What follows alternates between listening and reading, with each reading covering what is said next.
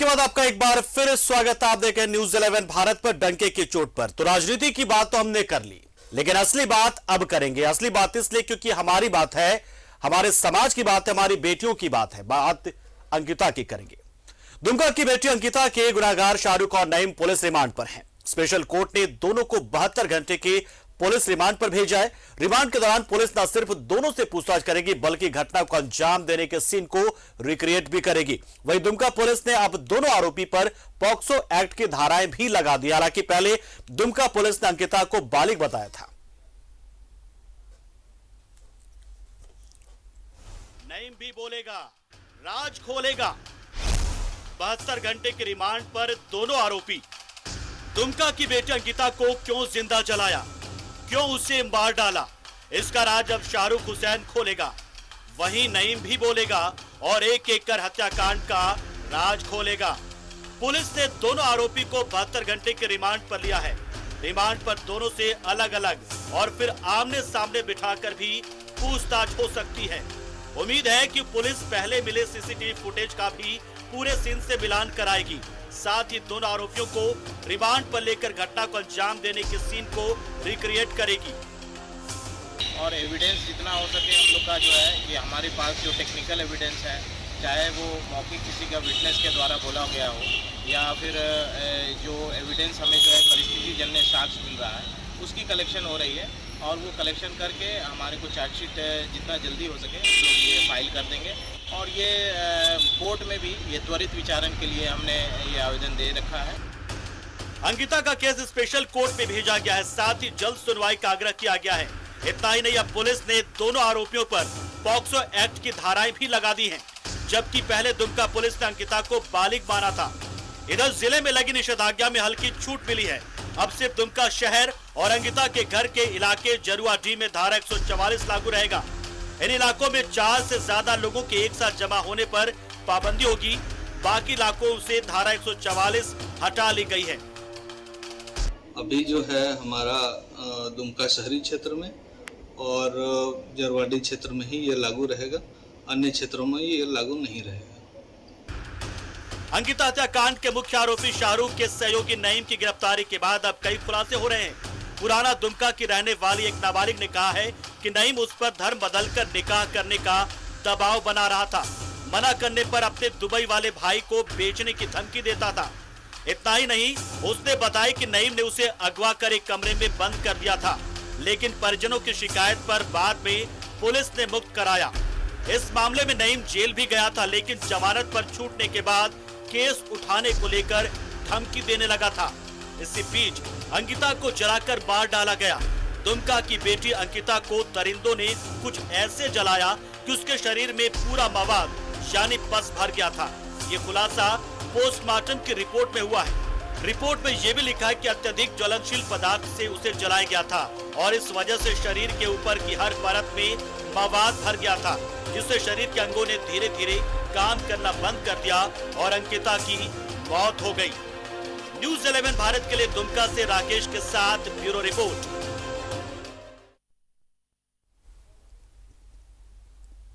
तो बेटी कैसे तिल-तिल कर मर रही थी, सबने देखा।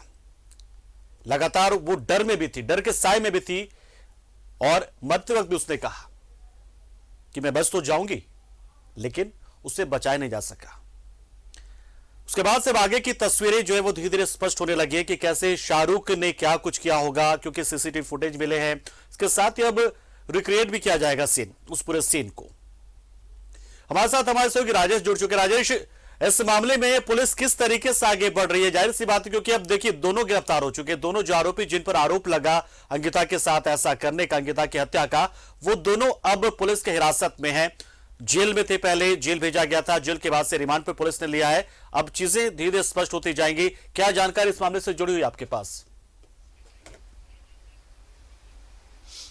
देखिए, विशेष जांच दल इस मामले की जांच कर रहा है और जो इस घटना से जुड़े तमाम पहलू हैं, उन पहलुओं पर पुलिस की नज़र है। और फॉरेंसिक हो चाहे अन्य जो साधन होते हैं जिससे ये पता लगाया जा सके कि घटना में क्या क्या चीज़ इस्तेमाल किया गया और क्या सिचुएशंस रहे होंगे, उन चीज़ों को रिक्रिएट भी करने का प्रयास किया जाएगा। और चूँकि ये देखिए इतना बड़ा मामला हो गया है कि अब इसमें शिथिलता किसी भी स्तर पर बढ़ती नहीं जा सकती। राज्य सरकार खुद चाहती है कि जिस प्रकार से यह जघन्य घटना हुई है उसके जो आरोपी हैं उनको कड़ी से कड़ी सजा दी जाए।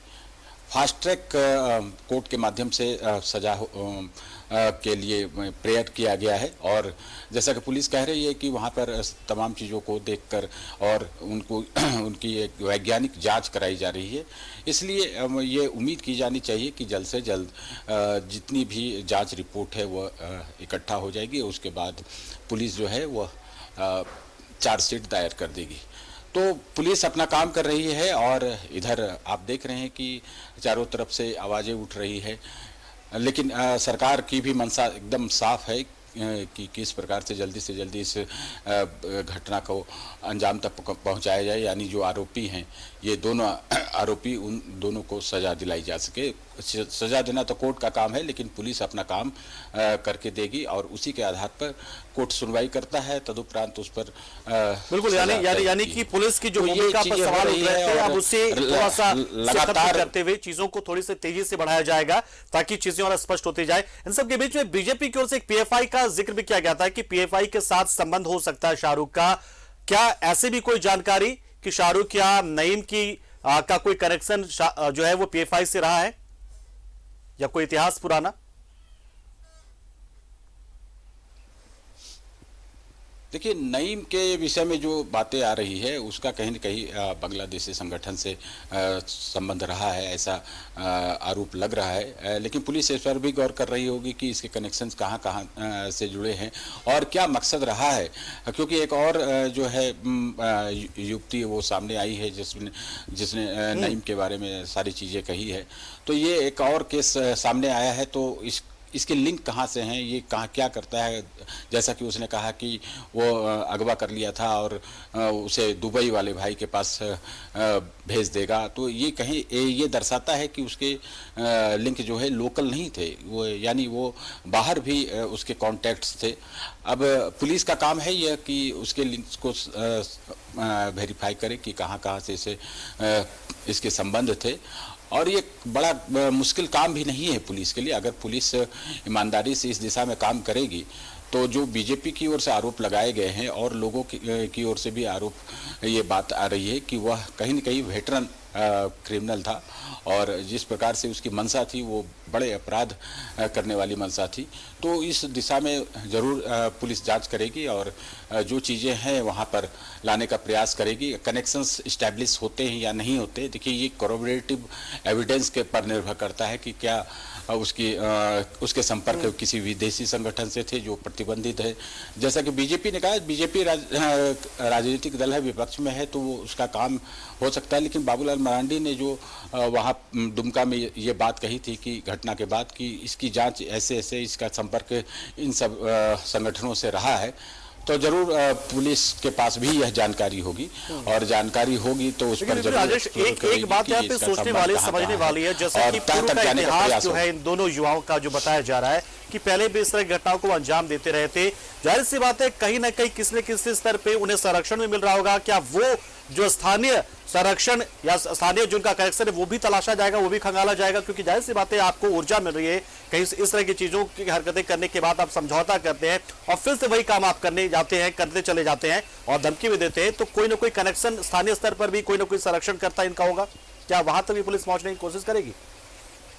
आपने जो कहा, पुलिस जरूर पहुंचने का प्रयास करेगी, क्योंकि देखिए जब संरक्षण मिलता है तभी कोई इस प्रकार से हौसले बुलंद होते हैं कि वो किसी काम को करने के लिए प्रवृत्त होता है। और इसकी जांच होगी तो सारी चीज़ें पता चलेंगी कि कौन कौन से लोग इनके संपर्क में थे और किस मनोवृत्ति का था। देखिए ये साधारण सी घटना नहीं है, क्योंकि कोई एक सामान्य अपराधी भी इस तरीके का काम नहीं, जला के मारना, ये बिल्कुल उस मेंटल स्टेटस को रिफ्लेक्ट करता है, जिसके बारे में बहुत कम लोग सोच सकते हैं। क्योंकि जिस प्रकार देखिए, गोली मार कर हत्या कर देना ये सामान्य सी बात है, ये अपराधियों की आदत होती है या उनके काम करने की शैली होती है। लेकिन किसी को जला देना ये बहुत ही ऐसी मनोवृत्ति का प्रदर्शन है जो लगता है कि बहुत रेयर होते हैं।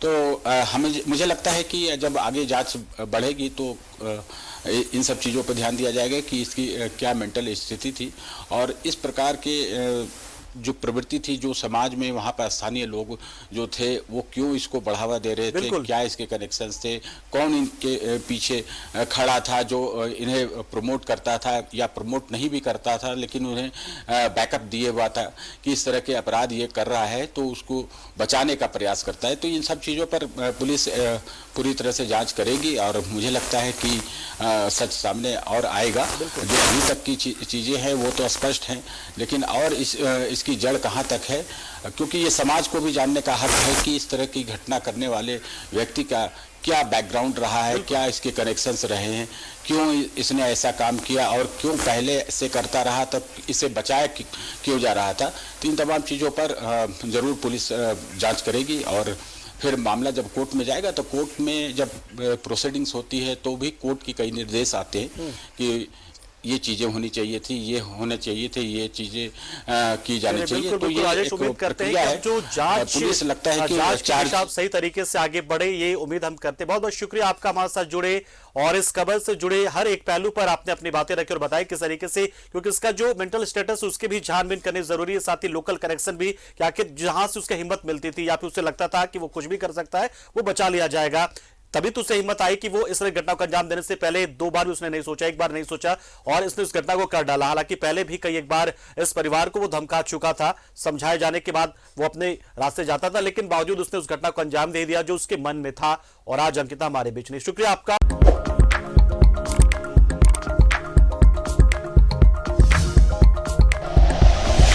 Like and share videos, subscribe करें हमारा चैनल और प्रेस करें बेल आइकॉन। न्यूज़ 11 भारत, सच है तो दिखेगा।